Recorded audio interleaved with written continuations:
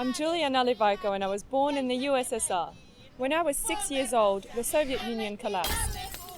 At age 12, I moved to the other side of the world. Ever since, I've been asked the same questions. What's it like over there? What's borscht? Do they drink vodka like water? Do bears roam the streets? So now I'm going back to find the answers.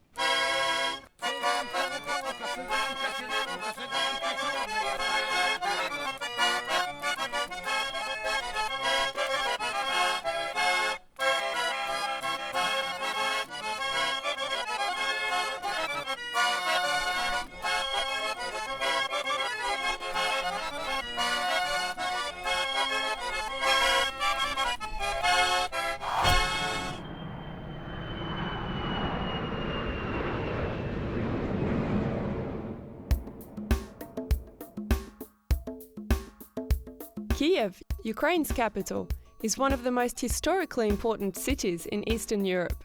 Founded in the 9th century, it was the birthplace of the Russian and Ukrainian Orthodox Church. And in a city that's not short on churches, the holiest place of all is the Lavra Caves Monastery. Dating back nearly 1,000 years, the Lavra is a national cultural treasure.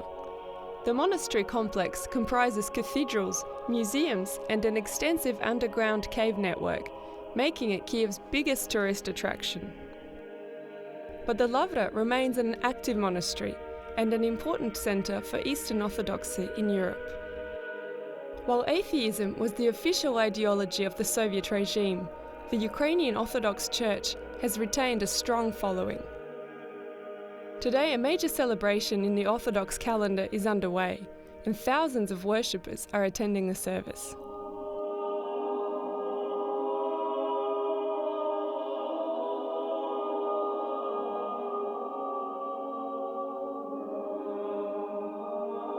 The church has played an important role in the development of Ukrainian society.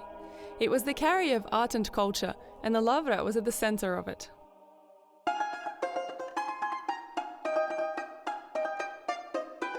Here you can find the oldest art studios in Ukraine, occupied by a wide variety of artists. Folk-inspired painter Petro Hanja allows me a glimpse into the chaotic harmony of his workspace, where he tells me about his passion. Просто я люблю портреты делать, потому что портреты – это целый мир. Портреты, они не покупаются, как правило. Но художнику интересно, потому что он для себя открывает и для мира открывает целый мир этих людей. As luck would have it, Petro offers to paint my world, so with visions of being the next Mona Lisa, I don the national costume. Watching Petro mix his colours, I wonder what goes on behind the brushstrokes. Художник должен как бы предвидеть, он должен новые формы искать, он должен пластику искать, но он должен чувствовать время и чуть-чуть вперед бежать, если он настоящий художник. Being ahead of the game is something Petro prides himself on, as demonstrated by a work he painted with wife Natalia. Эта картина сделана в 2002 году, за 2 года до помаранчевой революции. Мы угадали просто сам факт такого объединения народа и в помаранчевом цвете. И также случилась эта революция. Whether or not it was Petro's prophecy, the Orange Revolution was the most significant event in Ukraine's recent history. It marked a shift in the collective consciousness, led by a sense of national identity. Украина не могла развиваться по-настоящему только 20 лет независимости. А сейчас она немножко поднимается, но еще не дошла до такого расцвета, как бы хотелось. Тут даже приезжают и американцы и говорят, что очень много у вас художников. Действительно много художников, что, мол, такая страна, что тут талантов много. Но эти таланты в большинстве работают или выезжают за границу и работают на другие страны, и вот так. Ну, художники не все выезжают, а молодые выезжают. Petro continues to fly the flag for Ukrainian artists by creating portraits of people in traditional dress and doing his best to share his country's cultural heritage. I do my best by staying as still as possible.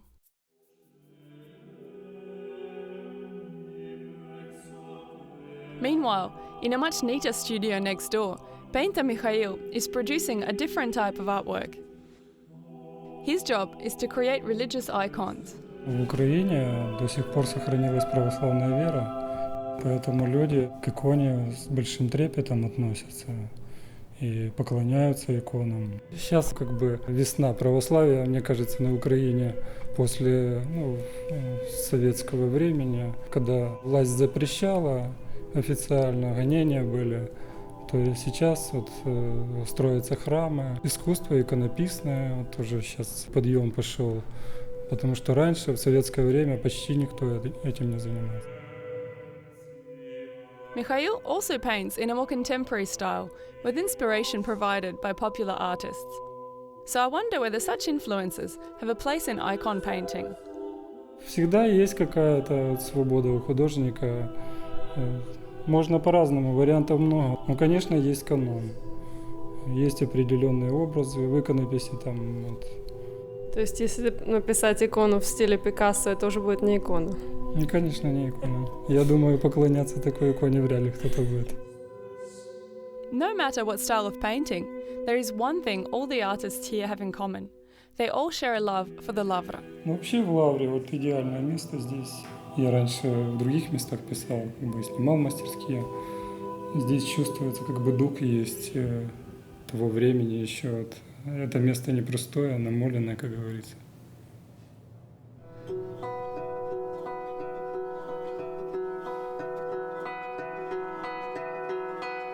In the adjacent studio, painter Ivan sees the Lavra in a certain light.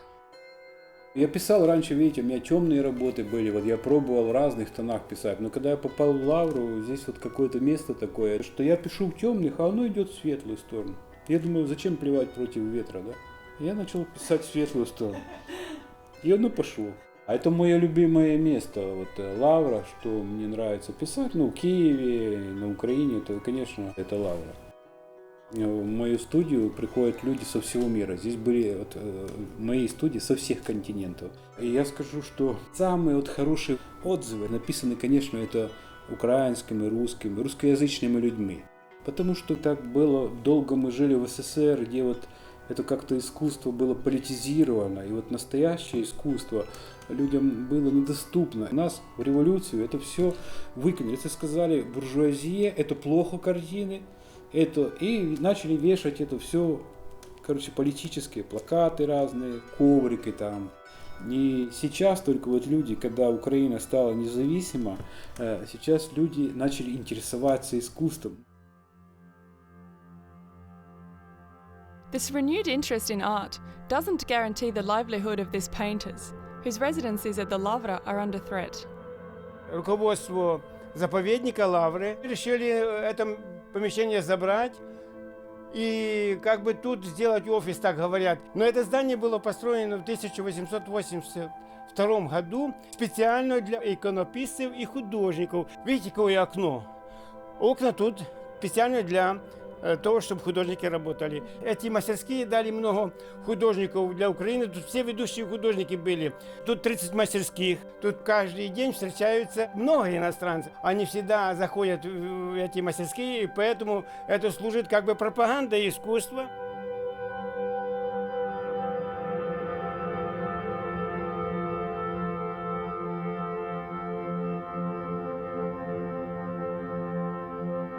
Мы, художники, не вписываемся в планы монастыря. Мы здесь лишние оказались.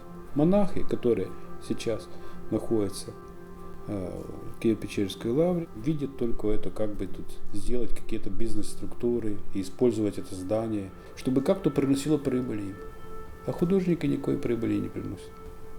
Неужели нам надо куда-то уезжать со своей страны, со своей земли, чтобы искать где-то в других землях присталище какое-то? Despite their continued protests, the artist's future remains in the hands of the church.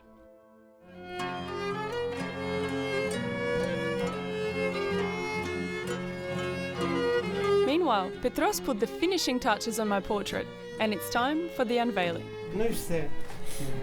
Ну ладно. Many hours of posing pay off, and I'm delighted to be the latest addition to Petro's colourful portfolio. Ну, спасибо вам. Ні, це ж вам спасибо за нашу спільну творчість, що ми тут потворили.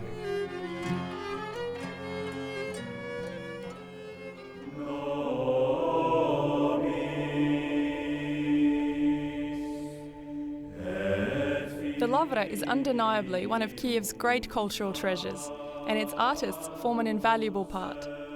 Without them, it runs the risk of becoming a poorer place, and I'm lucky to have been invited into their world while it's still here.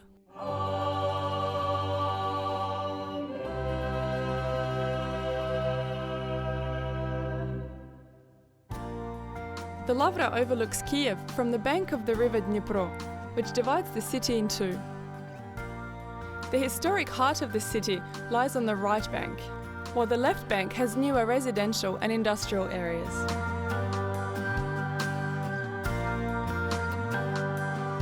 Between the two, on an island in the Dnipro, is Givera Park, a Soviet-era nature and recreation area.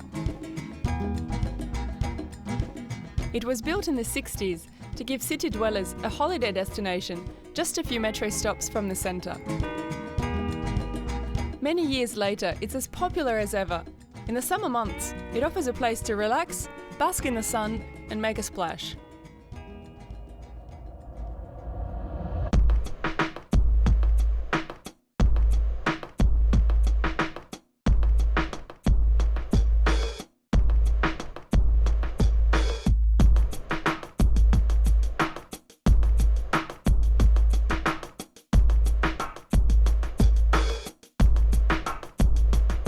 The most iconic site in Givera Park is Kiev's own Muscle Beach.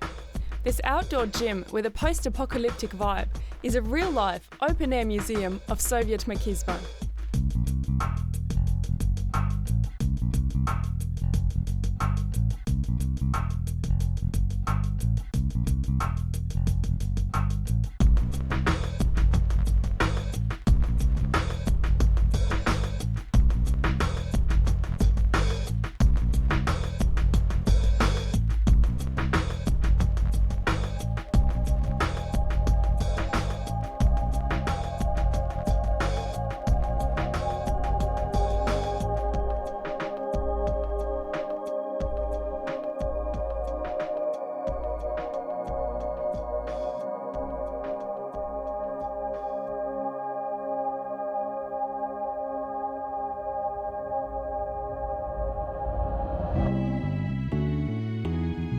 If the Ukrainian men are working hard on their physique at Muscle Beach, it's to keep up with the women, who have a reputation for beauty and glamour.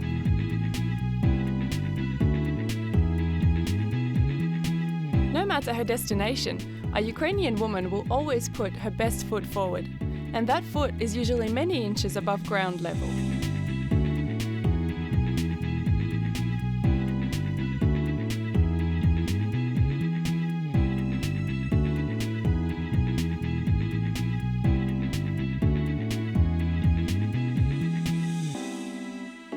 I've come to visit my friend and shoe designer Alexandra to ask her about Ukraine's obsession with high heels. As a shoe designer, you make many women's dreams come true. And their dreams in Ukraine are usually high-heeled dreams. Why is that? I suppose it's kind of religion or something. The girl from Ukraine, even if she's going to go to the beach, she will still wear high heels, nice dress, and do a makeup. Every day they do it. Sounds like a tough life for a woman here. Women here always work, they don't sit at home. So they have to do double. It's like a bit of Soviet Union, I think, because at that time, I remember as my grandmother said, she was working very hard, even harder than my grandfather. But she always was beautiful, her house was always clean. I think it never changed, because my mother taught me this way, so I will do the same.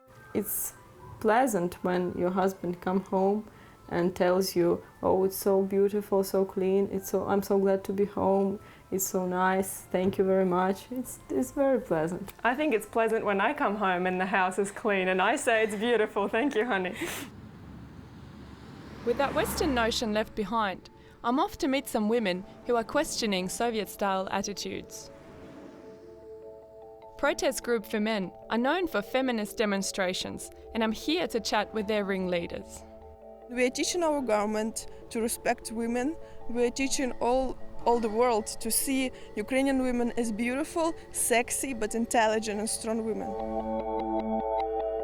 In a uniquely Ukrainian twist, the girls plan to achieve this by baring their breasts in front of the world's media.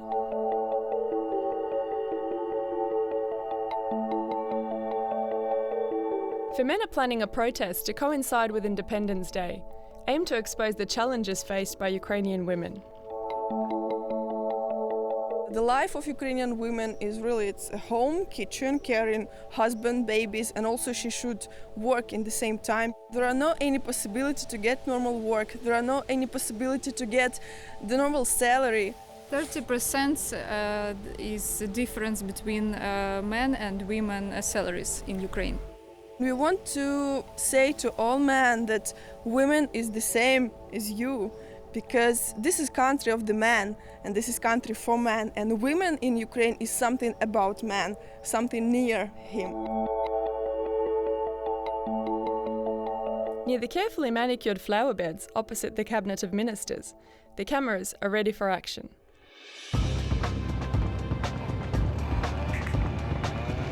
The protest begins with a roar and quickly turns into a guerrilla gardening session. Femen's message may be loud, but it's not immediately clear what they're trying to accomplish. We are asking our government to stop increasing the prostitution, sex tourism here in Ukraine, because really this is business of our government. They are selling Ukrainian women and earning money for them, for their own pockets. It doesn't matter what laws say, but in these houses we can find the brothels. And everybody knows, but police doesn't do anything. Despite their passive reputation, the police are quick to put an end to this extreme garden makeover.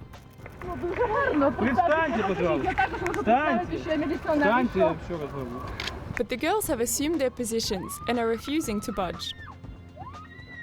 In Femen's view, the restraints of a male-dominated society limit women's options, driving some to prostitution. Why the most of the prostitutes of Europe are Ukrainian girls? This is not because they want to be prostitutes. No one wants to sell her body.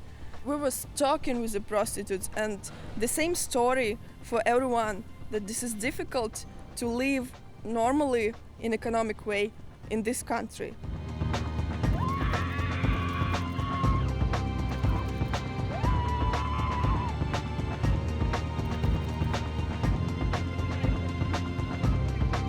In a desperate situation, turning to prostitution is a last resort, and many women are searching for other escape routes.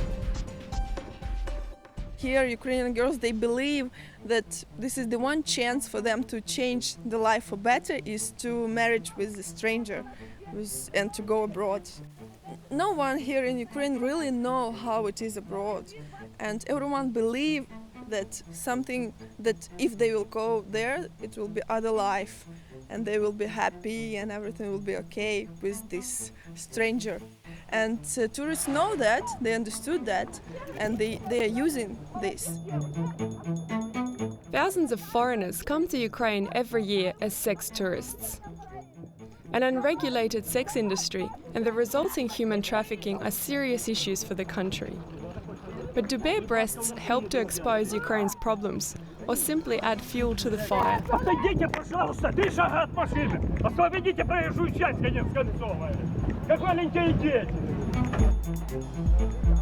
We are trying to get an attention of all the world that something crazy is happening in this country. In the process, we understood that Ukrainian government is caring of this, of Ukrainian breasts. So our weapon is a breast, our God is a woman, and our mission is to change the situation and to create normal life for Ukrainian women. Тягни її назад.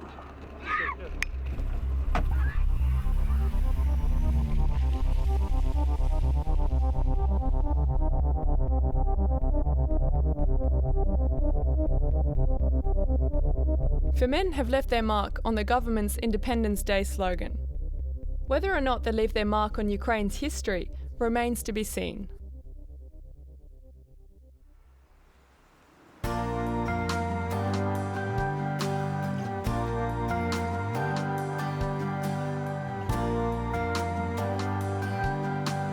The next day, I'm off to visit my godmother, whom I haven't seen for many years, and I don't want to arrive empty-handed. I've always considered her a woman of style and sophistication, and now it's official. She was appointed school director and etiquette coach on the Ukrainian version of Ladette to Lady, the TV show that aims to transform unrefined young women into real ladies. Вітаю вас в школі справжньої пані.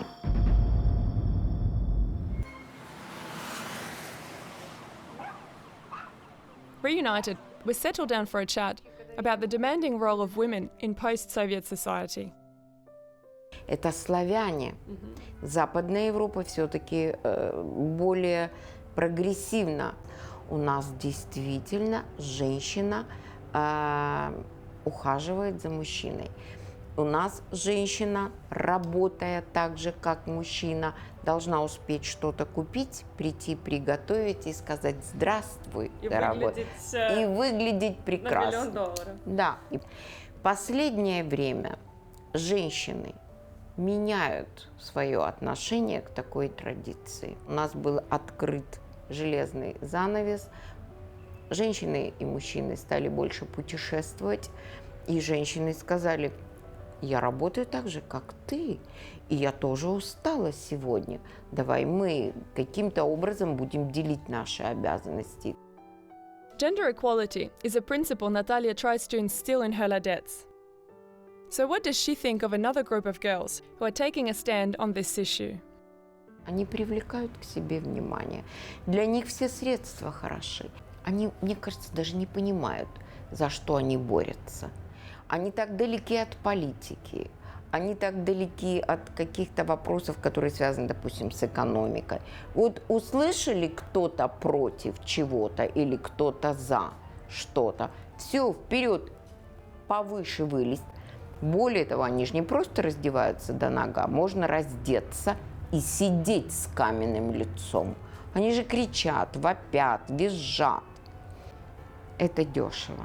Это дешево, это примитивное привлечение к себе внимания.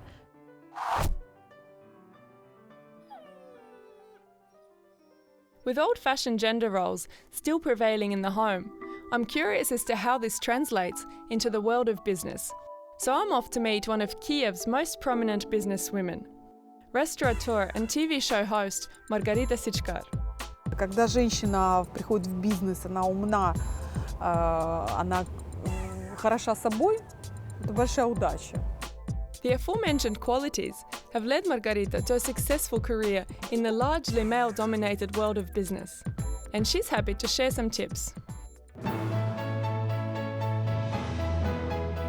Женщина должна всегда опоздать, там, скажем, минут на 10.